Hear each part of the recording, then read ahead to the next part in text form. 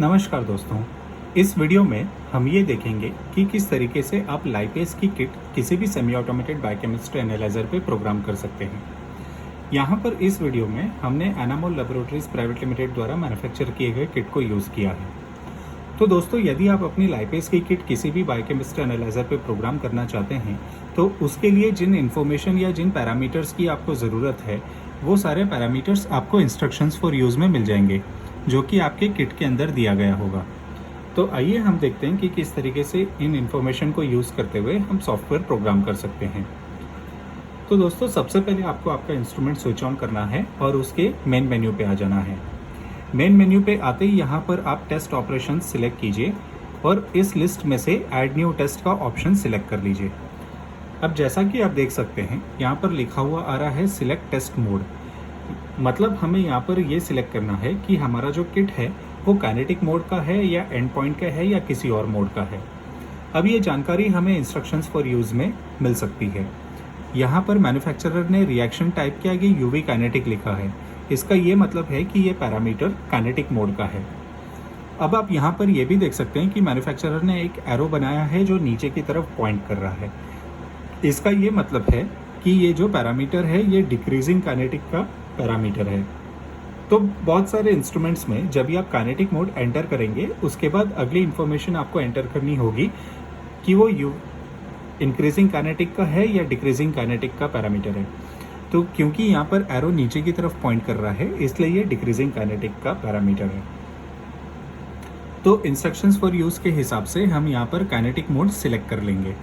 अब जैसा कि आप देख सकते हैं, यहाँ पर आपको बहुत सारी इन्फॉर्मेशन ऐड करनी होगी।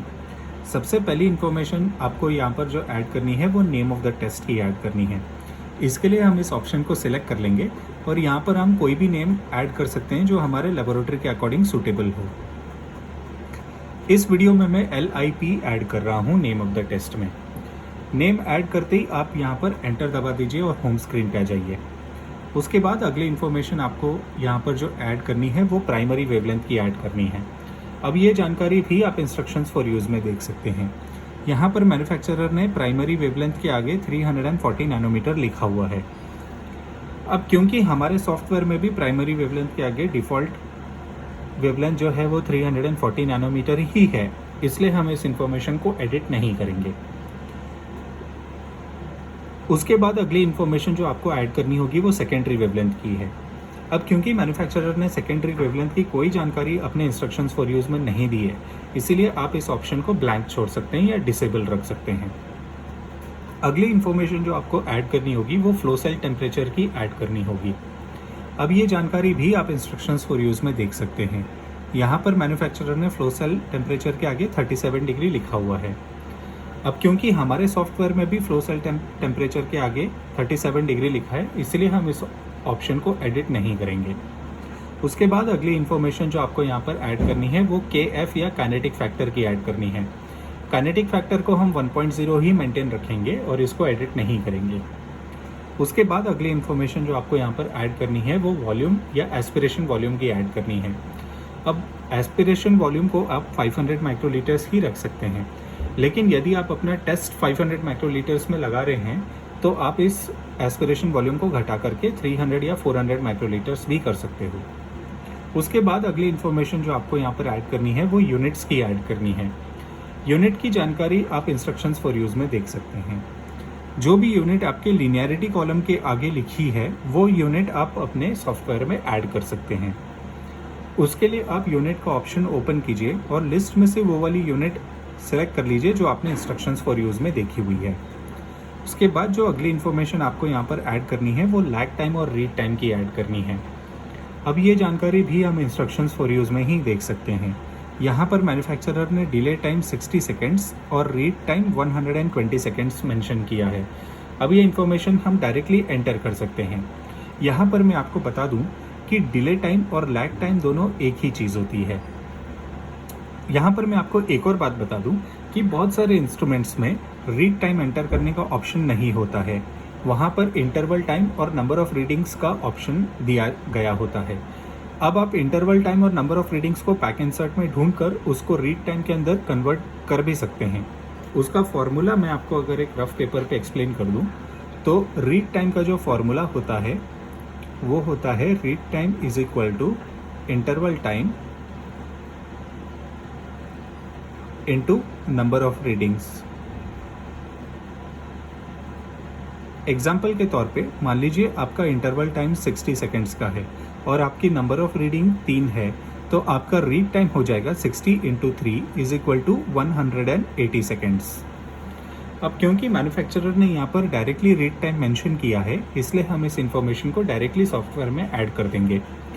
इंफॉर्मेशन ऐड करने के लिए आप यहाँ पर लैग टाइम सिलेक्ट कीजिए और दोबारा से आप यहाँ पर लैग टाइम सिलेक्ट कर लीजिए और उसके बाद आप वो वाली वैल्यू ऐड कर दीजिए जो आपने इंस्ट्रक्शंस फॉर यूज़ में पढ़ी है।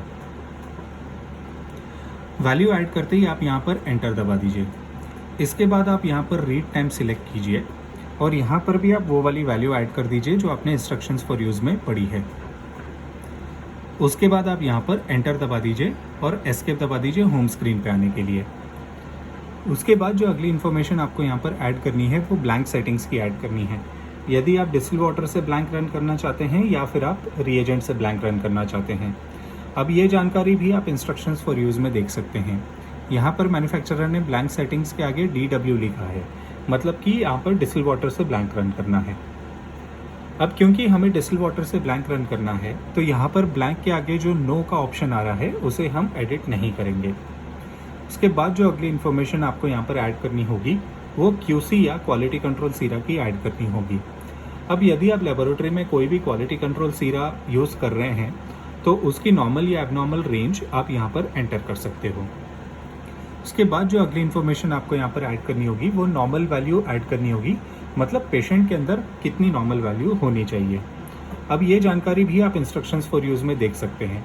यहाँ पर मैं आपको बताना चाहूँगा कि लेबोरेटरी को अपनी नॉर्मल वैल्यू खुद एस्टैब्लिश करनी चाहिए और वो वाली नॉर्मल वैल्यू यहाँ पर ऐड करनी चाहिए। लेकिन अगर लेबोरेटरी ने अपनी नॉर्मल वैल्यू एस्टैब्लिश नहीं करी है तो आप इंस्ट्रक्शंस फॉर यूज़ में रेफरेंस वैल्यू देख सकते हैं। तो जो यहाँ पर रेफरेंस वैल्यू दी गई है वही रेफरेंस वैल्यू आप यहाँ पर सॉफ्टवेयर में ऐड कर सकते हैं। वैल्यू ऐड करने के लिए आप यहाँ पर नॉर्मल वैल्यू सिलेक्ट कीजिए और यहाँ पर आप ऑप्शन येस को सिलेक्ट कीजिए। उसके बाद आप यहाँ पर ऑप्शन लो जो ऑलरेडी 0 है इसे हम एडिट नहीं करेंगे और ऑप्शन हाई यहाँ पर सिलेक्ट करके आप वो वाली वैल्यू ऐड कर दीजिए जो आपने इंस्ट्रक्शंस फॉर यूज़ में पढ़ी है। उसके बाद आप यहाँ पर एंटर दबाकर एस्केप दबा दीजिए होम स्क्रीन पे आने के लिए। अगली इन्फॉर्मेशन जो आपको यहाँ पर ऐड करनी होगी वो स्टैंडर्ड की है, यदि किट के अंदर स्टैंडर्ड दिया गया है या नहीं। अब ये जानकारी भी आप इंस्ट्रक्शंस फॉर यूज़ में देख सकते हैं। यहाँ पर मैन्युफैक्चरर ने स्टैंडर्ड कॉन्सेंट्रेशन के आगे डैश लिखा है।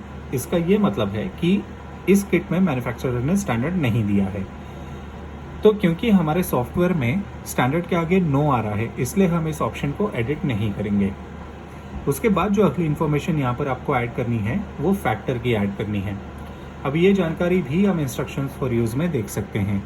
यहाँ पर फैक्टर के आगे मैन्युफैक्चरर ने 5810 लिखा है। अब यही फैक्टर की जानकारी हम सॉफ्टवेयर में ऐड कर सकते हैं। ऐड करने के लिए आप यहाँ पर फैक्टर का ऑप्शन सिलेक्ट कीजिए और यहाँ पर आप वो वाली वैल्यू ऐड कर दीजिए जो आपने इंस्ट्रक्शंस फॉर यूज़ में पढ़ी है। वैल्यू ऐड करते ही आप यहाँ पर एंटर दबा दीजिए और आखिरी में जो आपको यहाँ पर इंफॉर्मेशन ऐड करनी है वो लिमिट सेटिंग्स की ऐड करनी है। मतलब आपकी किट की इनिशियल एब्जॉर्बेंस कितनी होनी चाहिए, मैक्सिमम डेल्टा एब्जॉर्बेंस कितनी होनी चाहिए और आपकी किट की लिनियरिटी कितनी है। अब ये तीनों जानकारी भी आप इंस्ट्रक्शंस फॉर यूज़ में देख सकते हैं। यहाँ पर मैन्युफैक्चरर ने ब्लैंक एब्जॉर्बेंस लिमिट के आगे ग्रेटर देन 1.0 लिखा है और लीनियरिटी के आगे 1275 लिखा है। अब ये दोनों जानकारी हम सॉफ्टवेयर में ऐड कर सकते हैं। सबसे पहले हम इनिशियल ओडी एंड सिलेक्ट करेंगे और यहाँ पर हम वो वाली वैल्यू ऐड कर देंगे जो हमने इंस्ट्रक्शंस फॉर यूज़ में पढ़ी है। वैल्यू ऐड करते ही हम यहाँ पर एंटर दबा देंगे। अब क्योंकि मैन्युफैक्चरर ने मैक्सिमम डेल्टा एब्जॉर्बेंस पर मिनट की कोई जानकारी नहीं दी है, इसलिए हम इस ऑप्शन को ब्लैंक छोड़ देंगे। उसके बाद हम रिएजेंट लिनियरिटी सिलेक्ट करेंगे और यहाँ पर भी हम वो वाली वैल्यू ऐड कर देंगे जो हमने इंस्ट्रक्शंस फॉर यूज़ में पढ़ी है।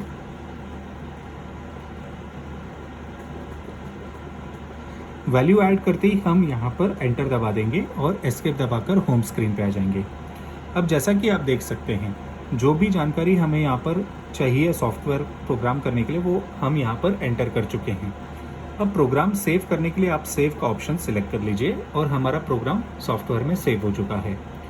प्रोग्राम ओपन करने के लिए आप यहाँ पर लिस्ट टेस्ट में से वो वाली विंडो पे आ जाइए जिस विंडो पे हमारा प्रोग्राम सेव हुआ है।